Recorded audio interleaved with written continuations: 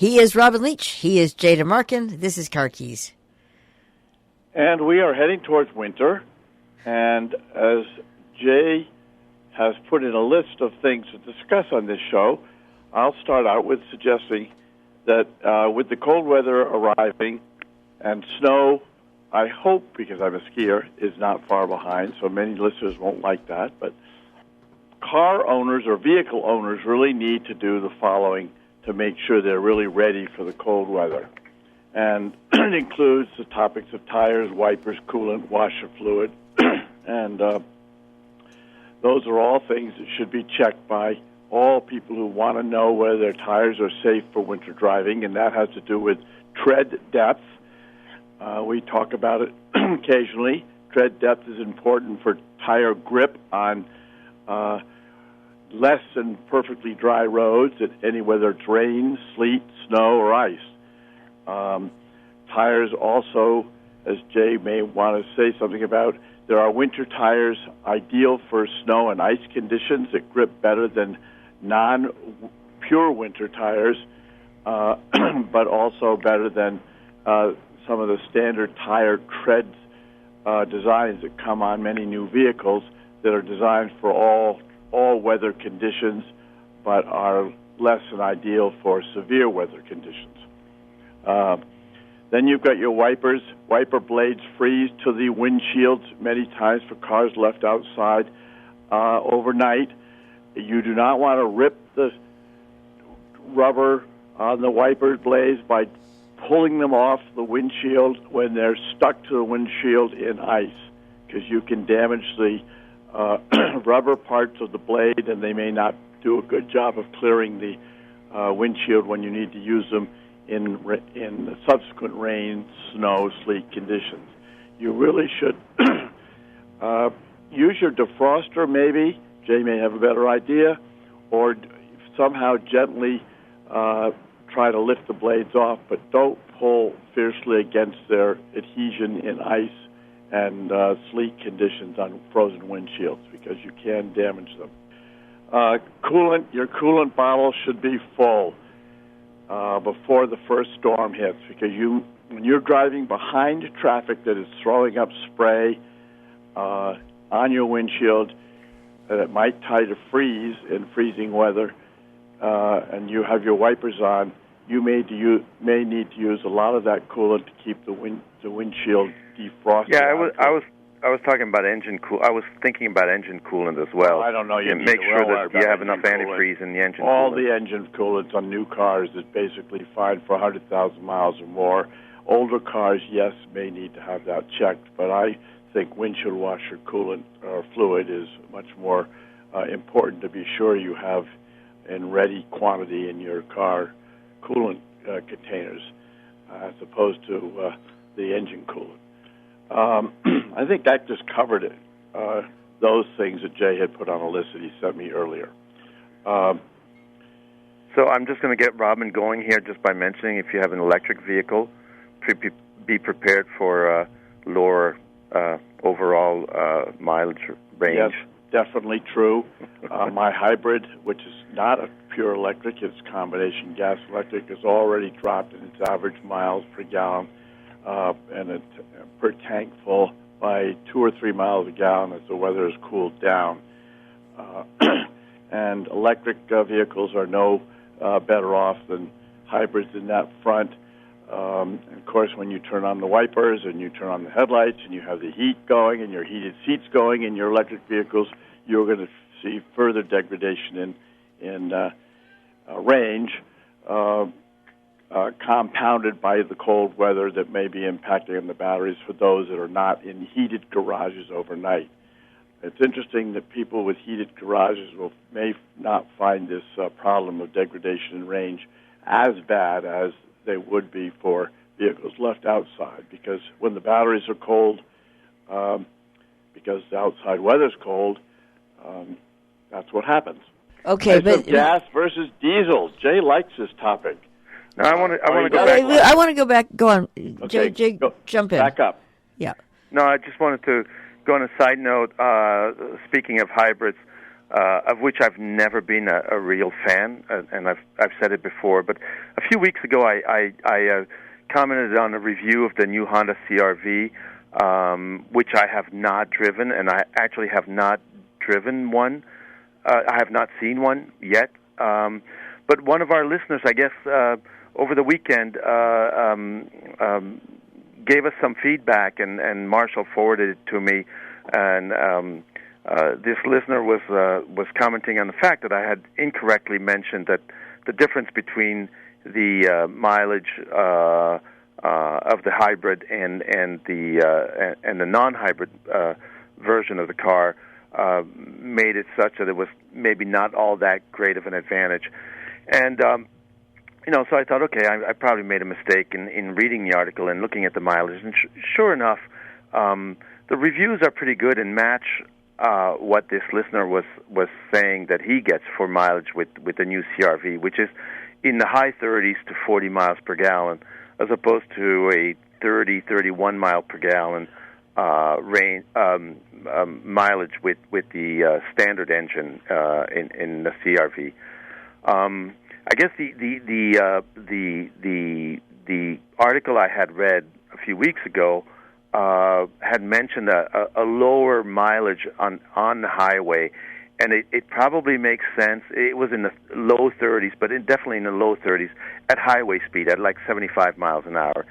And reading the article again, and again, this is a pretty complex engine and electric motor combination, because the engine at normal speeds acts really just as a generator. So the engine produces electric power for the motor, but the motor is actually the unit powering the car or propelling the car.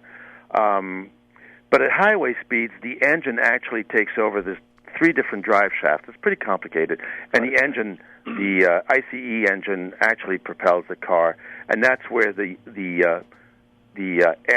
advantage of the hybrid situation diminishes at higher speeds. So overall, the car still evidently gets really good gas mileage, and the overall review from Car and Driver was that it was the model to get, and you definitely would get your money back. Okay, I'm ready to jump in. First, I compliment the fact that we had a listener that listened carefully enough to be able to make that comment and to get Jay thinking. Secondly, I will agree with Jay on some of his stuff, but really the problem is that there's quite a bit of difference, I think, between some of the manufacturers' design programs around the hybrid vehicle lines.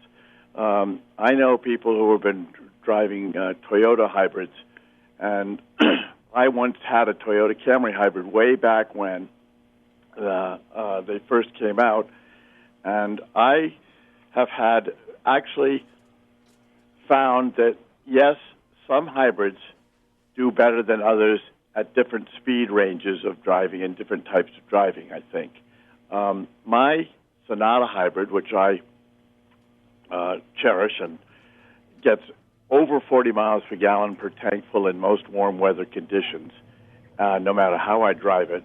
My driving is very much mixed urban type of driving around our Northwest local roads where the speed limits are under 55 miles an hour or 50 miles an hour. And then sometimes I'm on 684 and 22, where I range cruise at between 62 and 72 miles an hour. And I have noted that once I do get up above 70-plus miles an hour in my Sonata hybrid, that the mileage does not continue to stay high when I'm looking at it at lower speeds. And by high, I mean in the 40s.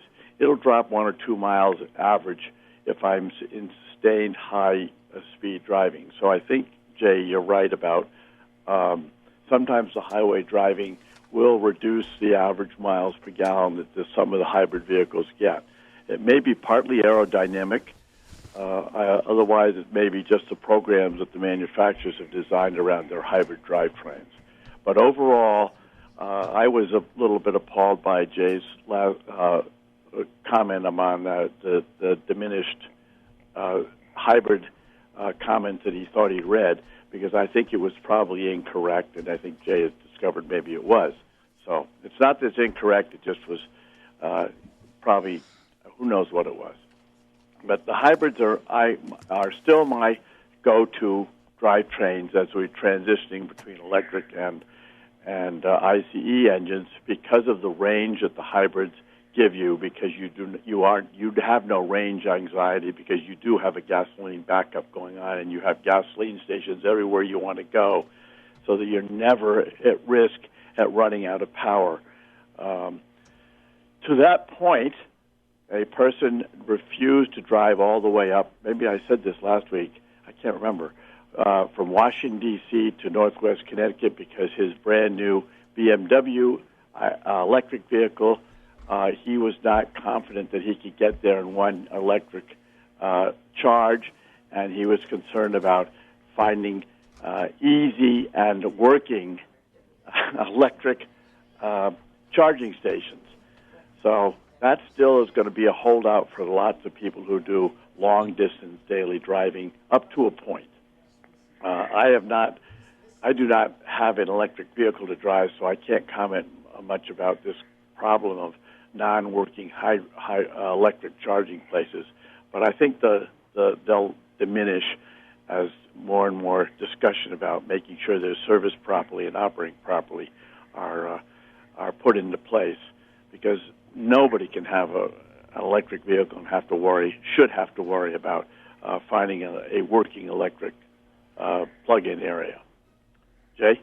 Well, and yet EV car sales are going up. Absolutely, keep going up. I was looking at car sales for the third quarter in the month of September, in particular, and I guess in September we saw over 200,000 electric vehicles sold in this country, which is about I think between 15 and 20% of overall new vehicle sales, which is pretty impressive. It is impressive. And Tesla is still number one. Yes. But obviously their market share is holding, I think, going down just because there are more and more players in the market, and the pie is just getting better. But that trend will continue continue. We will see more and more electric vehicles. And that's going to put a burden on the number of electric charging stations in certain areas where right now there are plentiful stations around at most Tesla charging stations. We have 6 at a Stop and Shop in Canaan here. I have never seen more than one there at any given time, which tells you there are not a lot of Teslas running around, but there are a lot of Teslas running around, but they don't need to go to Stop and Shop to charge their cars, because if they're locally owned Teslas, they've got their own charging stations at home. So, on that note, speaking of Tesla, I had a friend, a guest over from Europe here for a week or 10 days, and we were driving around, and we drove around quite a bit, and he said, not a lot of Teslas around here. And he says, we have a lot more of them in Belgium. And I thought about it, and, I don't know, you do tend to see more Teslas in Belgium and throughout Europe, I think, than you do here, which is kind of interesting. But anyway, I think the whole electric car surge is more dense in Europe than it is in the U.S. Well, and again, more incentives, but you have smaller. The countries are smaller, and therefore, I think you see a denser population of Teslas within the individual countries than you do in the individual states. Better marketing or better? No, just better tax breaks. I was just going to say, we talked about it before, right? And specifically in Belgium, a country that I know, but I think throughout Europe, the tax advantages of driving an electric car are huge. Especially luxury cars are very heavily taxed in Europe, and luxury electric vehicles are not. So in the high end of the market, it's you see a lot of you see Tesla S's more than you do here. You see Porsche Taycans, Mercedes SUVs. So obviously that the tax incentives do change the numbers quite a bit, and to that point, there is a push now from certain lawmakers to, in the new, how do they call it? In the new tax incentives that we're going to have here, there's a push to delay the whole quantification of manufactured parts here in the final assembly requirements. That's the word I was looking for. Where the idea is to favor, of course, components and cars that are assembled here in the U.S. Let's talk about the incentives a little bit from a different point of view, because you and I have had a different opinion about federal and state incentives being required to make electric car sales go.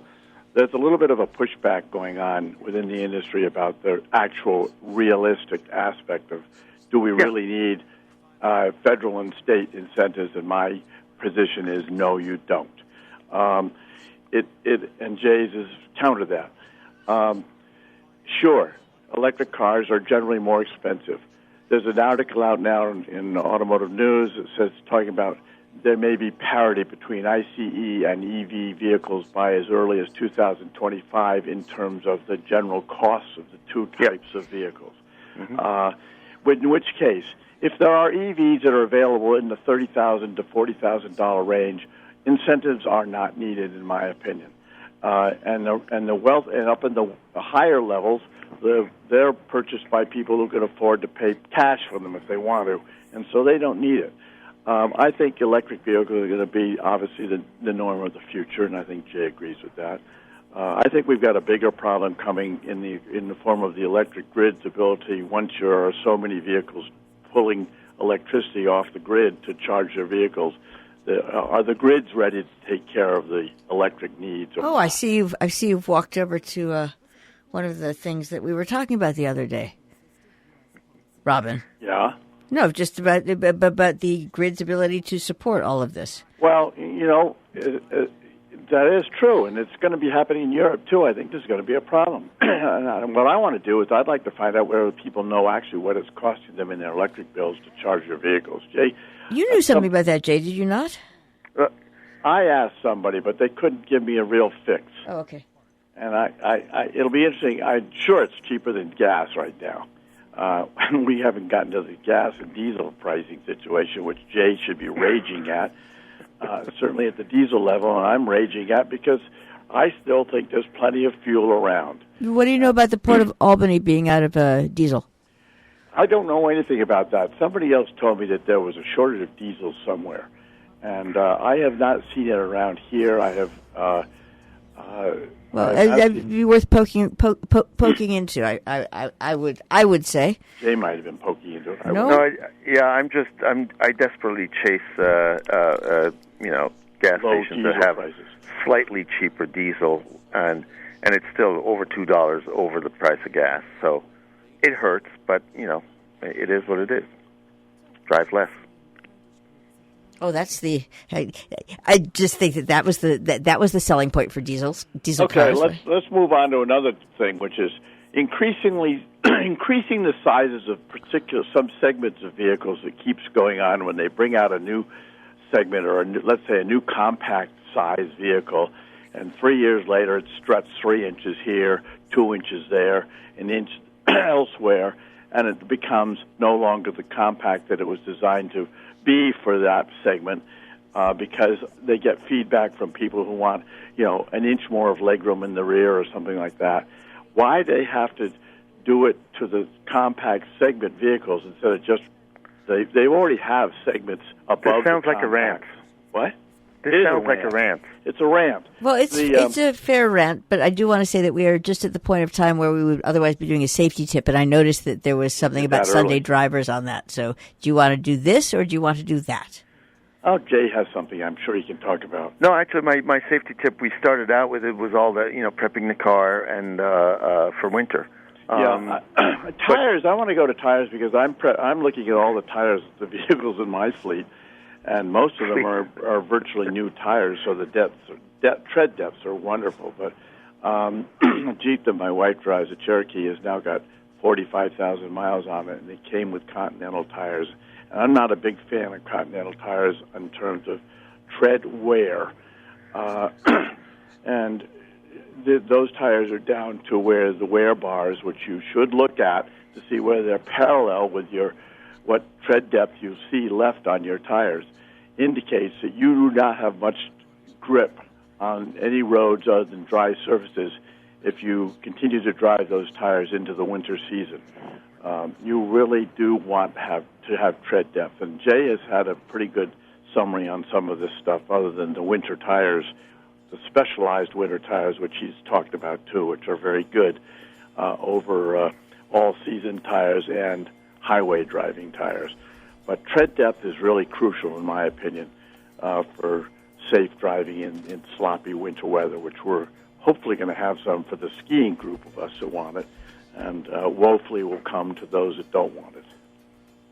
Well, I think that was very kind of you.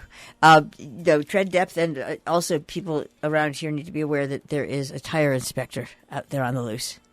Yeah, me. So, exactly. So if you find something on your windshield. The other safety thing, which is getting worse as the days are getting shorter, is the sight lines of seeing people walking, biking, and driving with their headlights off as the light wanes and the darkness comes into the. Hey, I actually flashed my lights in back at somebody with no lights on yesterday, and he actually thanked me, which was, I thought, a good reaction. That's good. There are some new people up here, by the way, and so sooner or later they will discover that car keys exist, and sooner or later they will discover that doing things in the twilight, in the gloaming, in the dark, wearing dark clothes is not the brightest. It's not the brightest, that's for sure. No pun intended.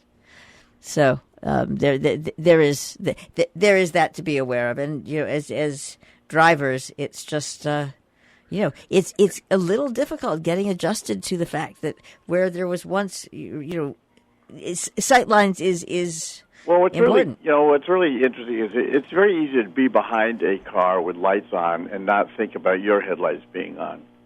But it's really hard on people coming the other way, noticing a car without lights on in between cars that have headlights on. And while it's not going to be dangerous as long as they stay in their lane, on multi-lane highways, it is not very safe when they're coming down in a passing lane and you are in the travel lane and you might want to go out and pass a vehicle that's going a little bit slower than you want to go, and you can't see this lightless car coming up on your hindsight to the left of you because of the bright lights of all the other cars that are behind you or wherever they're around you, and you might get yourself scraped in the side or rear-ended or something if you pulled out in front of one of these cars and didn't see it because its lights weren't on. So get your headlights on, folks, if it's getting dark. That sounds like safety gripe or rant for the rest of this show. All right. Jay, you have anything to add? No, I can